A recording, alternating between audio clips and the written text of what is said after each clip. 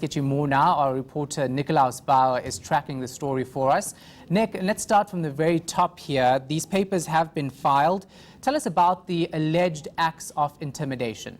Well, we've got the Inspector General of Intelligence, Setlhomamaru Dintwe, taking the Director of the State Security Agency, Arthur Fraser, to court, alleging that he wanted to revoke his security clearance and essentially barred him from his offices at the State Security Agency. And essentially what we're looking at here is a he said, she said at this point in time, but it's extremely damning allegations that Arthur Fraser is facing. And let's be honest, it's not the first time that he is. He was first in the news way back at a time when it was a very politically volatile time in South Africa, way back in 2008, and where he was dubbed the spy that saved President Jacob Zuma, or at least before he became president. Had the so-called spy tapes emanating from this man that now finds himself in charge of the State Security Agency. And further damning allegations were produced in that tell-all book, The President's Keepers, by investigative journalist Jacques Poe, which alleged that Arthur Fraser had set up a parallel intelligence network called the Principal Agent Network. And as such, the State Security Agency had even recommended that Fraser be charged with treason for his acts of supposed espionage within the State Security Agency itself. So whether or not this is a rearguard action by Fraser to try and prevent an investigation into his actions by the Inspector General of Intelligence remains to be seen. But certainly there needs to be some action or the other from the government departments governing the State Security Agency. That's the State Security Department itself. And of course also all eyes on the presidency as well to see whether or not President Cyril Ramaphosa has been made aware that the Inspector General of Intelligence, essentially the only watchdog that's looking over the state spies and has the constitutional mandate to do so, is alleging that he's not being allowed to do his job. Yeah, and if you look at what was said in the affidavit that was filed in court, he's also asking for measures to be put in place to ensure his safety. He says that Fraser has carried out brazen and unlawful actions.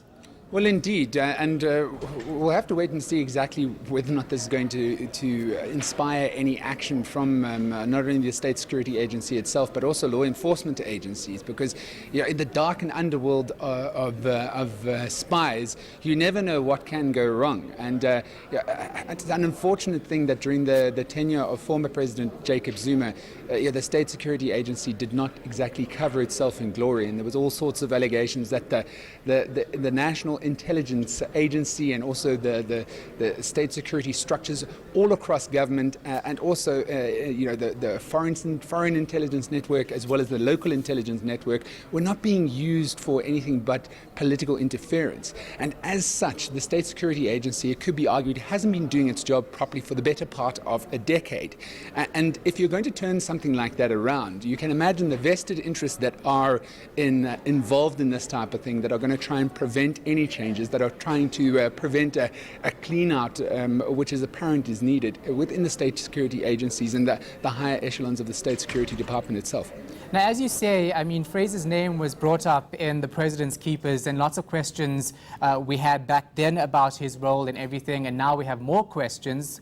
When will President Cyril Ramaphosa respond to this? Will he respond at all? I mean, that's the question we all want to know.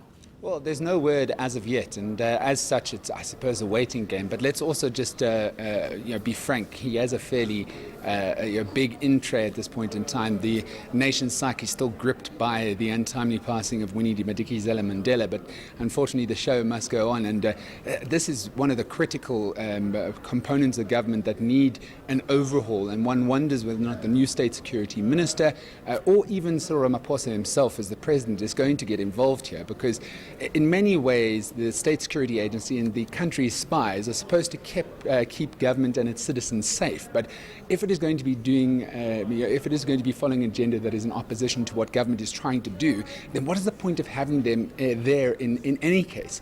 So we wait with bated breath to see what the next move is, and if government is actually going to respond to these damning court papers that have been filed by the Inspector General of Intelligence, Dintwe. Of course, given the importance of his role, one would expect government to respond quite soon. Nick will be monitoring the situation for us. He's our reporter.